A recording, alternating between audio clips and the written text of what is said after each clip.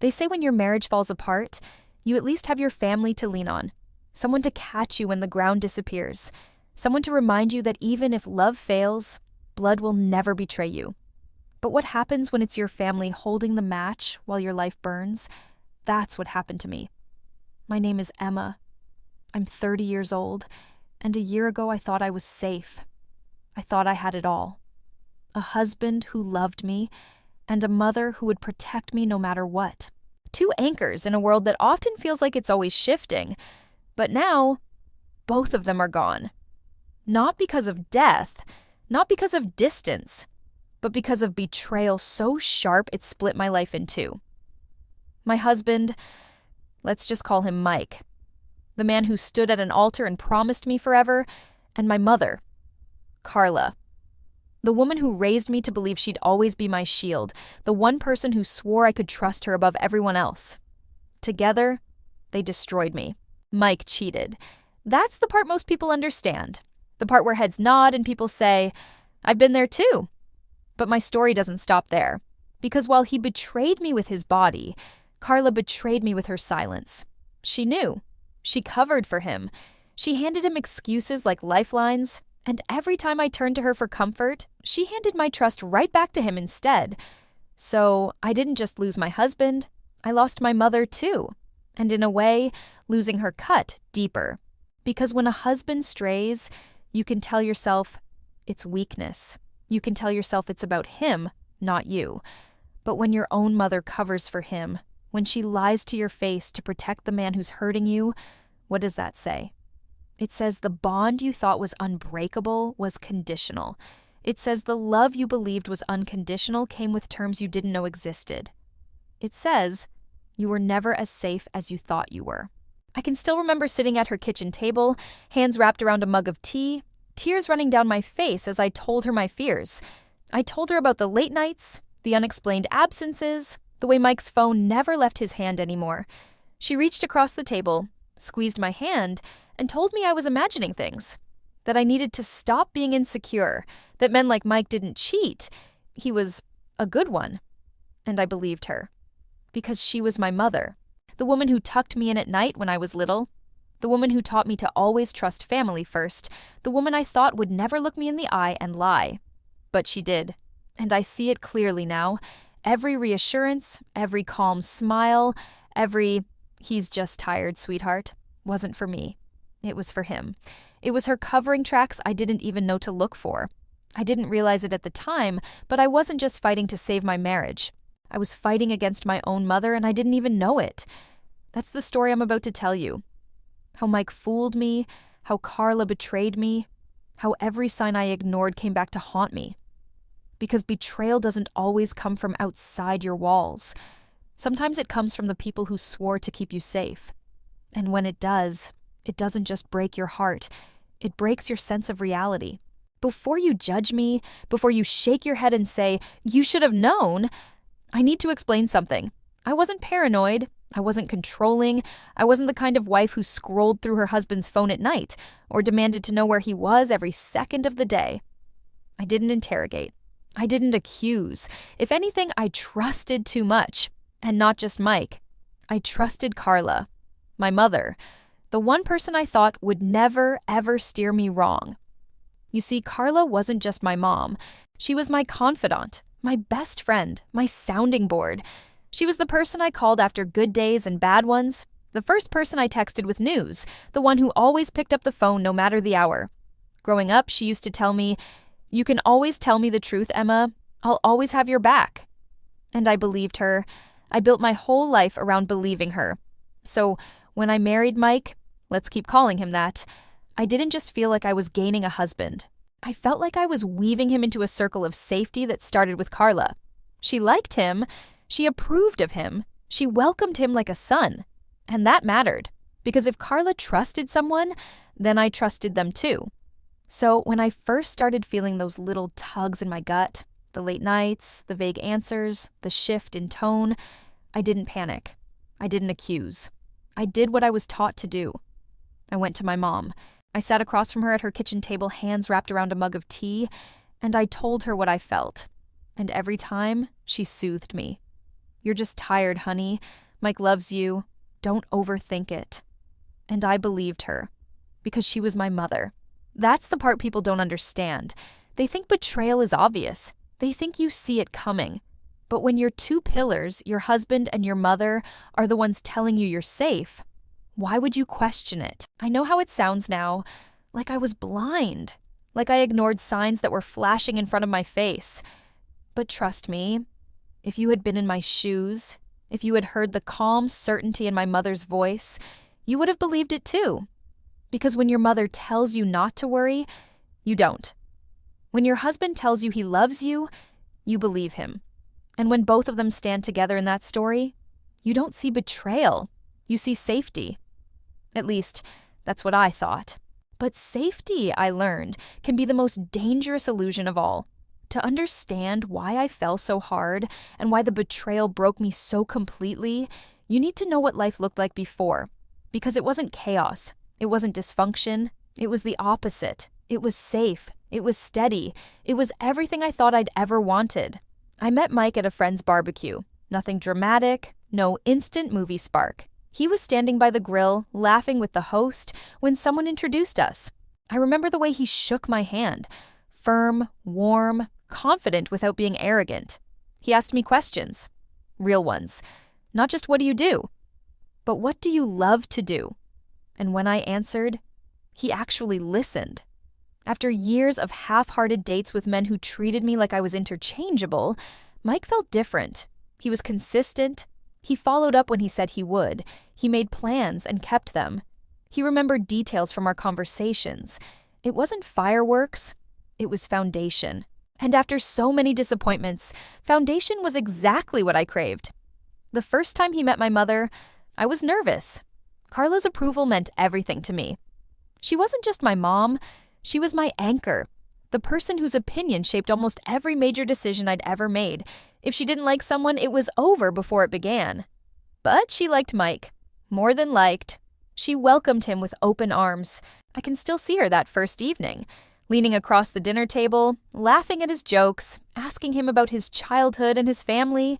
Later, she pulled me aside in the kitchen, squeezed my hand, and said, "Emma, I like this one. Don't let him go." That was all I needed. Her blessing sealed it for me. If Carla trusted him, then I could trust him too. From that moment on, Mike wasn't just my boyfriend. He was part of the family. He came to Sunday dinners, joined us for birthdays, even helped Carla fix things around her house. Watching them get along so well filled me with pride. I thought, this is it. I've found the man I'll marry, and my mother loves him too. What could be better? And for a while, life really did look perfect. Mike proposed after 2 years, in the park where we'd gone on our first date. It wasn't flashy, just him, kneeling in the grass with a ring that sparkled in the fading sunlight. Carla cried when we told her. She hugged him like he was already her son, and I remember feeling this swell of gratitude that the two people I loved most in the world loved each other too. The wedding was small but beautiful. Carla sat in the front row, beaming, her hands clasped like she was sending me off into the safest hands she could imagine. And in the photos from that day, you can see it.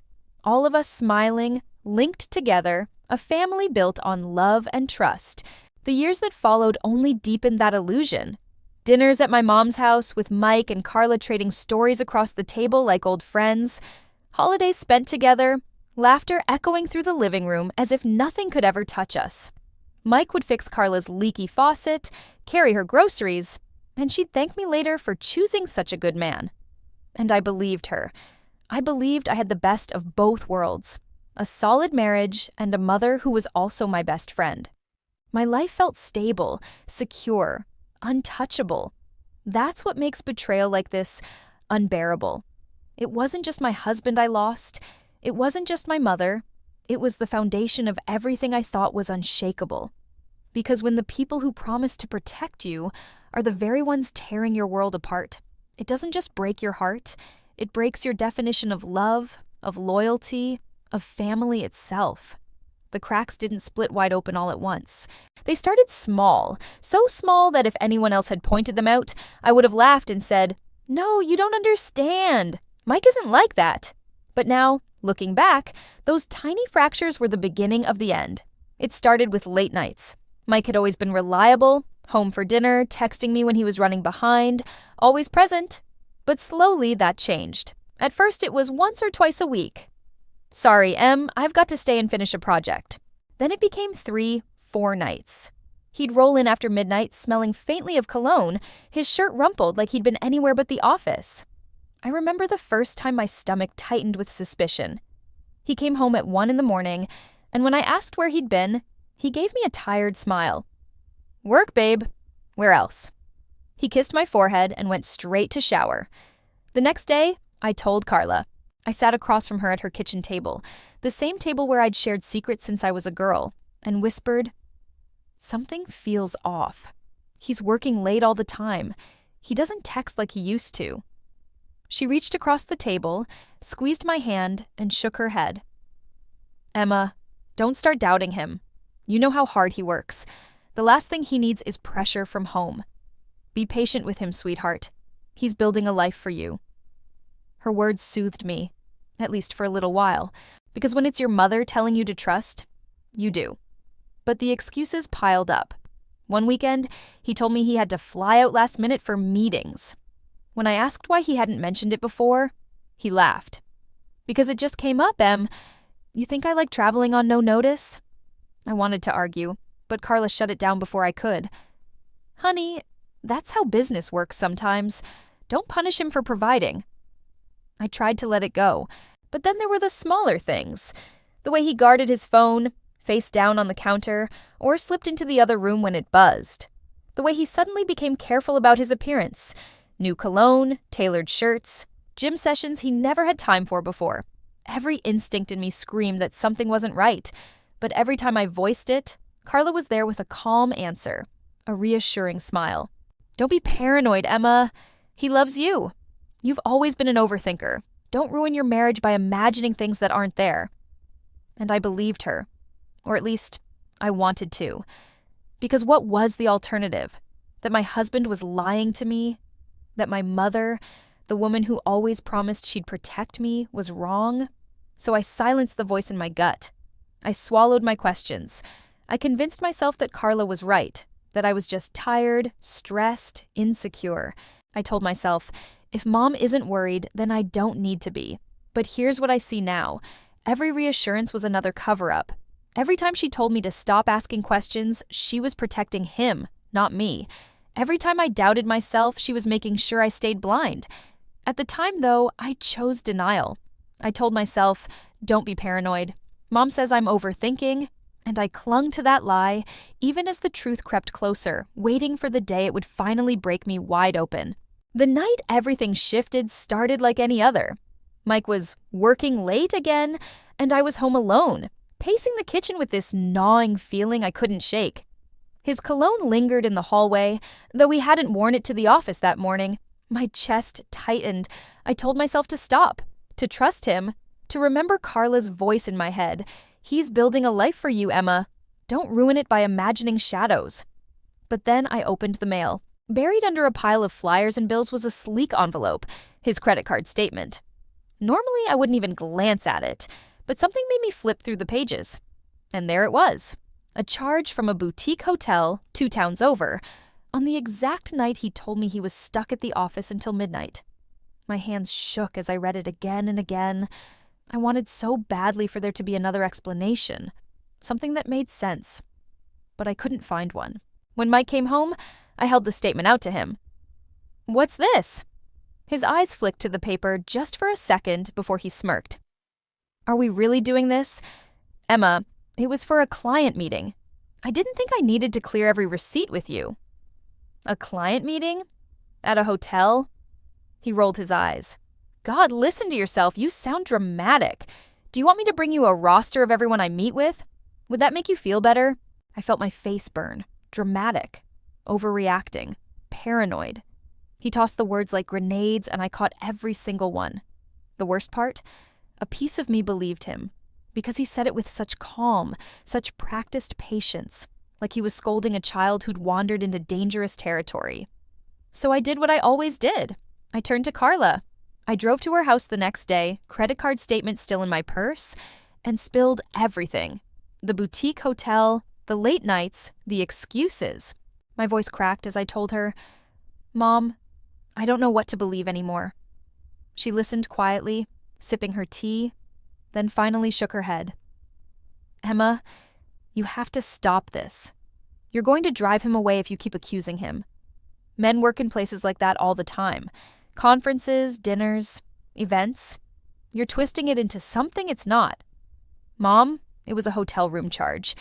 And you think I haven't seen your father do the same for work? Sometimes these things aren't what they look like." Her voice was steady, dismissive. She wasn't just defending him.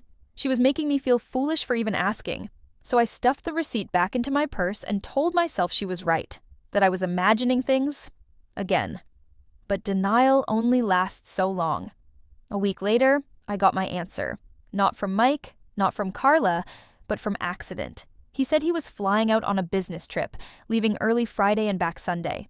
I didn't question it. I even mentioned it to Carla, who nodded knowingly and said, "Yes, he told me. Poor thing, he's exhausted with all that travel." Except Friday night, I went to dinner with a friend downtown, and as we left the restaurant, I saw him, Mike, standing on the sidewalk, laughing with another man I didn't recognize. No luggage, no flight, no trip. He froze when he saw me, his smile disappearing instantly. I called his name. He walked over, too quickly, words already forming. "Emma, hey, the trip got canceled last minute. I was just going to tell you." But my stomach dropped.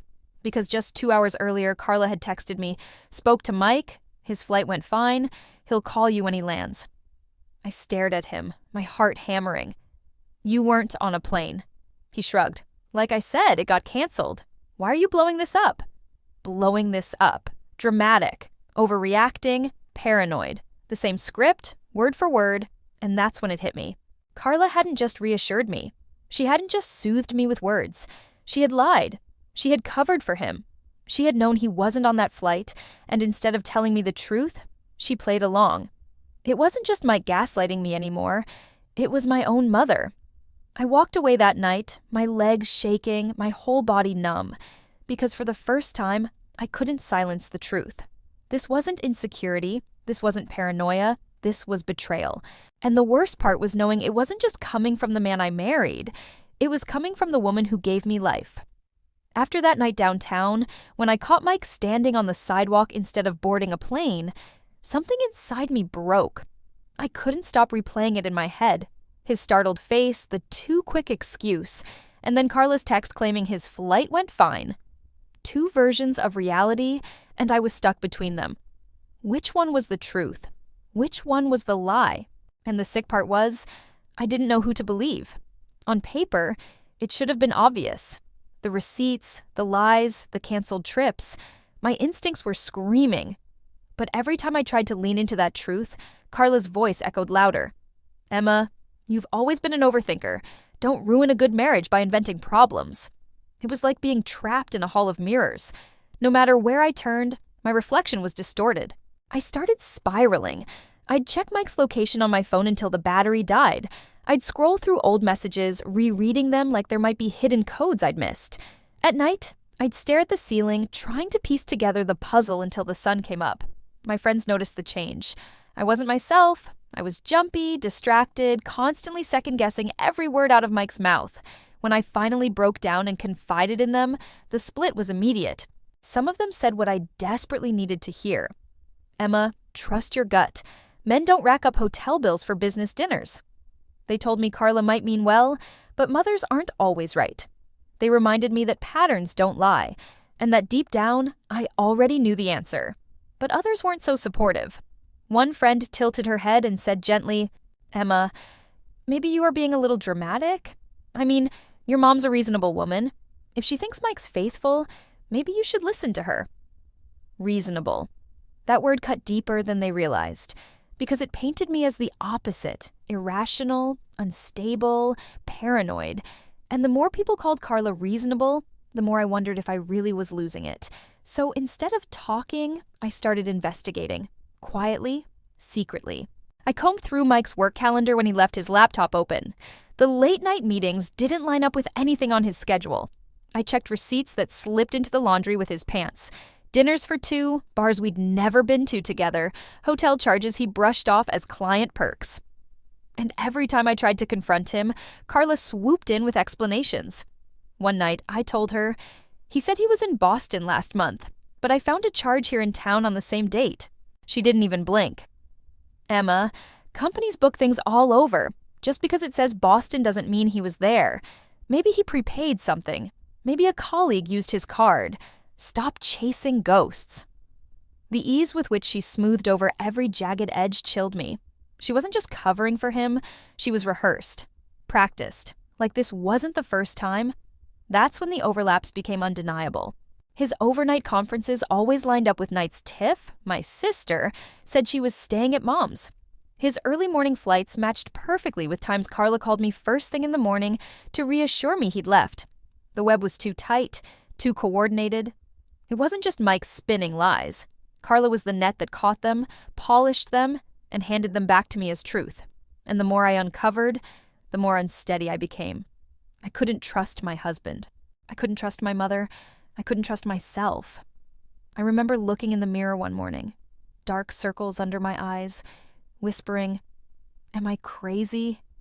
Because that's what they'd both made me feel, like I was unraveling, like my doubt was the real problem. Not their deceit. But deep down, I knew. The cracks were no longer cracks. They were fault lines, and it was only a matter of time before everything split wide open. When the truth was finally out, I didn't explode. I didn't throw dishes or send angry texts or beg for explanations I'd never get. I walked away. I packed a bag that same night, just the essentials. A few clothes, my journal, the framed photo of myself as a little girl that I couldn't bear to leave behind. And then I left. Quietly. No big speech, no slammed doors, just silence. Because sometimes silence is the loudest thing you can say. Ending my marriage to Mike wasn't even the hardest part. That was almost simple. He betrayed vows. He broke promises. He became a stranger in front of my eyes. Divorce papers could close that chapter, even if the scars remain. But Carla, my mother, there's no paperwork that erases that kind of wound. There's no court you can file with to annul blood. Cutting ties with her was like cutting out part of myself. I tried, in the days after, to rationalize what she'd done. I replayed her words. I did it for you, to keep your world intact. But the more I thought about it, the more I realized how twisted that was. Because it wasn't my world she was protecting. It was his. She didn't save me.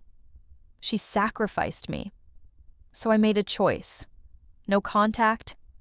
It wasn't dramatic. I didn't scream at her on the phone or stage some confrontation. I just stopped picking up her calls. I stopped replying to her messages.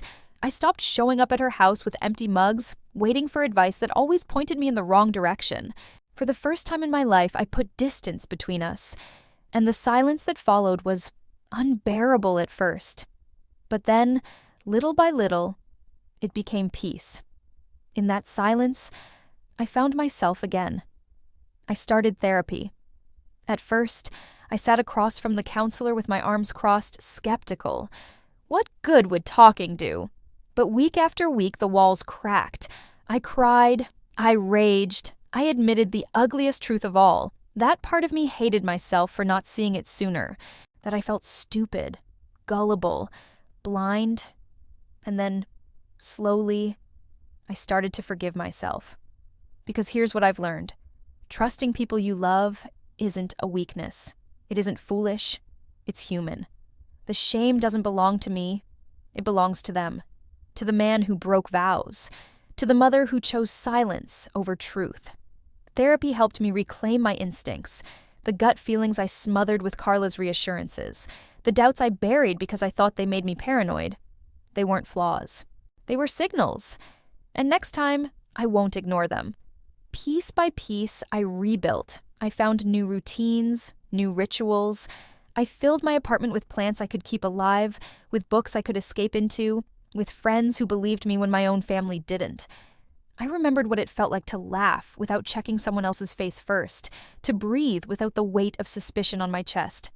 Mike moved on quickly. Or maybe he never stopped moving. I don't care anymore. He's someone else's problem now. As for Carla, I don't know if she regrets it. Maybe she does. Maybe she still believes she was protecting me. But regret doesn't change what she chose, and what she chose was him. So I chose me. That's the moral, if there has to be one. Betrayal doesn't always come from outsiders. Sometimes it comes from the people you trusted most to protect you. Sometimes it comes from the hands you thought would catch you, only to find out they were the ones letting you fall. I can't rewrite what happened. I can't go back to the girl who believed her marriage was safe, or the daughter who believed her mother would never lie. But I can decide what happens next. And I've decided this. I will not let their betrayal define me. Because I'd rather stand alone in truth than stay surrounded by family built on lies.